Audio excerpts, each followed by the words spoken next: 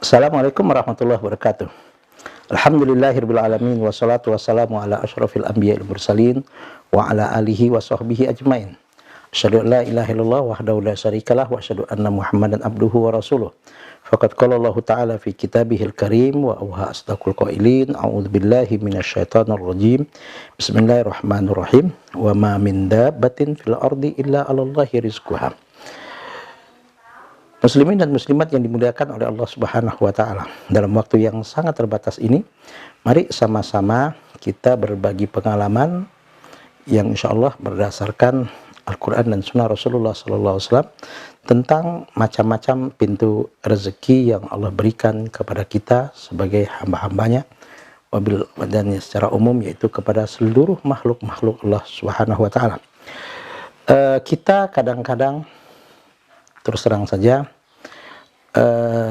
kurang pandai, bahkan mungkin tidak pandai untuk membedakan mana gaji dan rezeki. Terus terang, rezeki dengan gaji itu sangat-sangat jauh sekali perbedaannya. Allah Subhanahu wa taala memberikan rezeki itu kepada semua makhluknya. Selama makhluk itu masih bernyawa, masih hidup, masih diberikan umur oleh Allah, insya Allah rezeki masih disiapkan oleh Allah. Maka banyak makhluk-makhluk yang tidak punya gaji bulanan, tetap Allah kasihkan rezekinya. Contoh misalnya, sampai makhluk Allah yang bernama cacing di dalam tanah, itu Allah berikan rezekinya, padahal cacing itu tidak punya gaji bulanan. Ayam tidak punya gaji bulanan, tapi Allah juga berikan rezeki. Kucing, Allah berikan rezeki kepada kucing. Maka apa perbedaan rezeki dengan gaji? Ya, gaji otomatis diberikan oleh Allah Subhanahu wa taala umumnya adalah kepada makhluknya yang bernama manusia yang bekerja. Kalau kita bekerja, insya Allah kita dapat gaji. Kalau kita tidak bekerja, jangan berharap dapat gaji. Tapi ada yang berkata, bagaimana kalau orang pensiunan itu masih tetap gaji? Pensiunan itu sebetulnya adalah hasil kerja dia sekian tahun, bahkan mungkin sekian puluh tahun, kemudian dari gajinya yang tiap bulan itu yang disisihkan dan dibayarkan sebagai pensiunnya setelah dia pensiun di tempat dia bekerja. Dan gaji itu kalau dalam dunia kerja ada selipnya, ada catatannya, tapi rezeki itu tidak ada selipnya, tidak ada catatannya. Bahkan boleh jadi rezeki seseorang jauh lebih banyak daripada gaji bulanan yang dia dapat dari hasil kerjanya. Dan itulah yang namanya rezeki, apalagi kalau rezeki itu diberkahi oleh Allah Subhanahu wa taala. Dan rezeki itu tidak harus berbentuk uang atau materi. Kita punya tetangga yang baik, punya tetangga yang pengertian, punya tetangga yang subhanallah sering membantu kita, itu rezeki bagi kita. Kita hidup di masyarakat yang aman, nyaman, tentram, nah, itu juga rezeki bagi kita. Coba bayangkan kalau kita hidup di satu tempat yang sedang terjadi kerusuhan.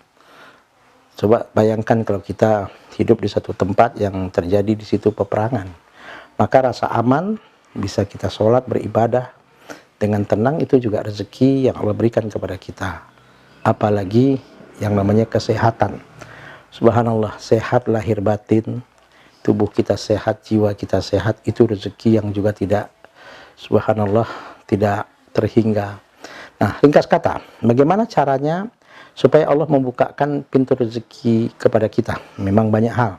Di sini minimal ada 4 pintu rezeki yang Allah berikan kepada kita. 1, pintu rezeki yang dijelaskan oleh Allah dalam surat 11, yaitu surat Hud ayat 6, yaitu rezeki yang model begini diberikan oleh Allah kepada setiap makhluknya, tak terkecuali yang berakal, baik yang tidak berakal, binatang maupun manusia, selama dia bernyawa diberikan rezeki oleh Allah. Sehingga Allah mengatakan, wa ma min dabbatin fil ardi illa 'alallahi rizquha. Tidak ada makhluk yang melata di permukaan bumi ini kecuali sudah Allah jamin rezekinya.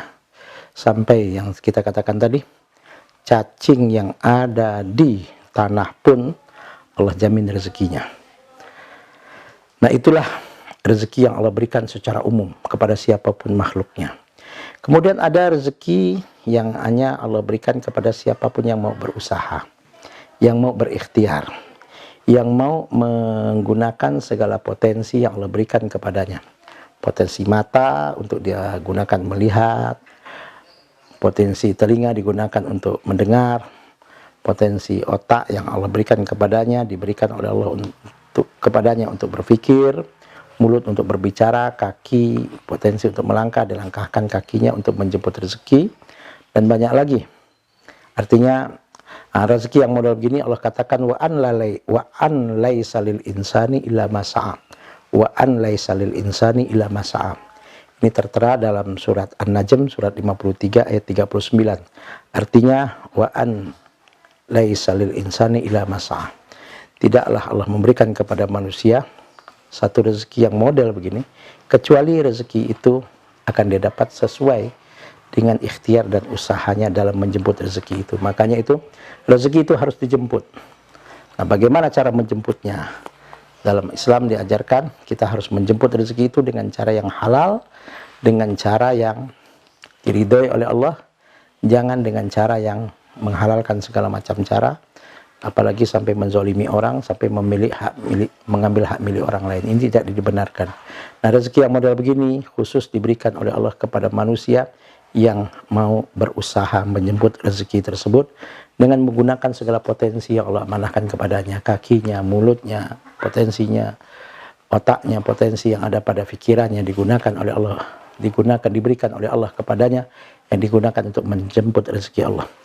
Nah, rezeki yang selanjutnya, yaitu yang tingkat ketiga, adalah rezeki yang Allah berikan kepada khusus hanya hambanya yang bersyukur atas nikmat yang Allah berikan kepadanya. Allah katakan, A'udzubillahi minasyaitonirrajim, bismillahirrahmanirrahim. Wa idz ta'adzana rabbukum la in syakartum la azidannakum wa la in kafartum inna adzabi lasyadid. Surat 14, surat Ibrahim ayat 7. Tatkala Tuhanmu Allah Subhanahu wa taala memberikan informasi kepada engkau, apa informasi itu? Yang Allah katakan, la in syakartum, jika engkau bersyukur atas nikmat-nikmat yang Allah berikan kepada kalian. Diberikan nikmat mata, disyukuri, digunakan di jalan yang diridhoi oleh Allah. Diberikan nikmat kaki, dilangkahkan ke tempat-tempat yang diridhoi oleh Allah. Diberikan nikmat mulut, lidah untuk berbicara, dikeluarkan dari lidahnya ucapan-ucapan yang baik, yang bermanfaat, yang diridhoi oleh Allah. Diberikan nikmat telinga untuk mendengar, didengarkan hal-hal yang baik, yang positif, yang menambah ilmunya, yang menambah pengetahuannya, yang menambah imannya.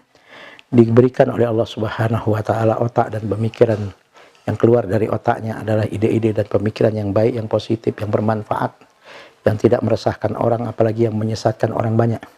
Artinya dia bersyukur kepada Allah. Diamanahkan oleh Allah ilmu pengetahuan, ilmunya digunakan untuk hal yang baik dan bermanfaat.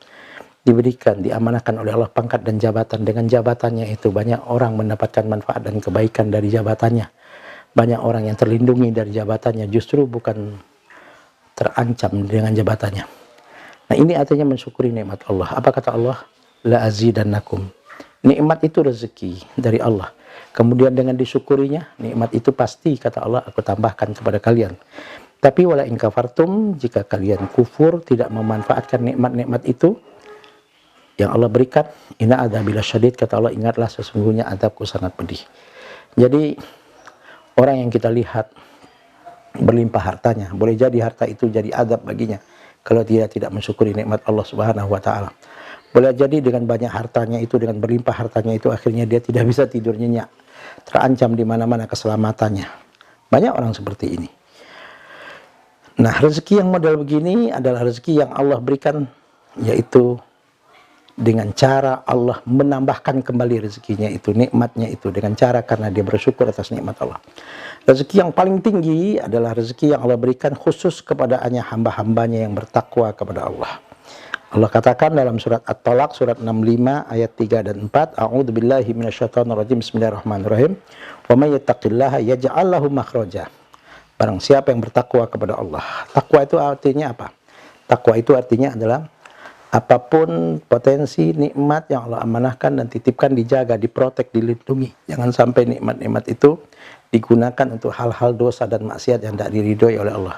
Nikmat kaki bisa digunakan untuk melangkah. Kakinya dilangkahkan ke tempat yang baik, yang bermanfaat, ke tempat yang bernilai ibadah di hadapan Allah. Diberikan oleh Allah nikmat kecerdasan. Kecerdasan otaknya itu dijaga, diprotek.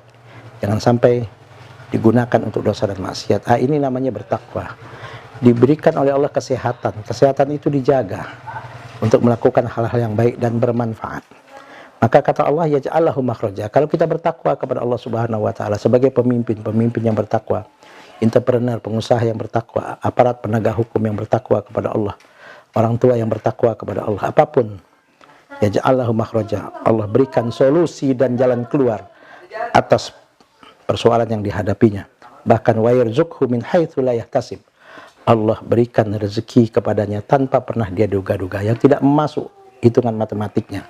Dan biasanya rezeki seperti ini jauh lebih banyak daripada gaji yang didapatkan secara bulanan. Nah, inilah pintu rezeki yang Allah berikan secara umum, yaitu pintu rezeki yang kepada semua makhluk yang diberikan oleh Allah, tak terkecuali binatang. Wa ma min dabatin fil ardi illa 'alallahi rizquha. Rezeki yang kedua, wa an laisa lil insani illa ma sa'a. Rezeki yang Allah berikan tergantung usaha dan ikhtiar kita. Yang ketiga, rezeki yang Allah berikan dengan cara Allah menambahkan, karena kita mensyukuri nikmat-nikmat yang diberikan kepada kita. Dan ini berdasarkan Al-Quran. Yang kedua tadi, wa an laisa lil insani illa ma sa'a, surat An-Najm ayat 39. Dan rezeki karena syukur, surat Ibrahim 14 ayat 7. Dan yang paling hebat adalah rezeki karena ketakwaan kita. Bahkan bukan hanya rezeki saja, semua persoalan yang dihadapi, dan kita semua pasti mendapatkan persoalan pun diberikan solusi yang terbaik dan mulia oleh Allah. Dan sekaligus Allah memberikan banyak sekali pintu rezeki yang tanpa pernah diduga-duga. Nah, mudah-mudahan kita menjadi hamba-hamba Allah yang senantiasa rezeki kita diluaskan oleh Allah, dan bukan sekedar luas, tapi diberkahinya, sehingga rezeki-rezeki tersebut membawa kepada kemuliaan hidup di dunia dan akhirat, dan juga bisa bermanfaat dan mendatangkan kebaikan kepada orang banyak, sehingga rezeki itu bisa menyelamatkan kita dari adab dan murkanya Allah Subhanahu wa taala. Di dunia mendapatkan kebahagiaan, di akhirat mendapatkan surganya Allah Subhanahu wa taala. Subhanakallahumma wa bihamdika asyhadu an la ilaha illa anta astaghfiruka wa atubu ilaik. Maaf lahir dan batin, wallahul muwaffiq ila aqwamit thoriq. Wassalamualaikum warahmatullahi wabarakatuh.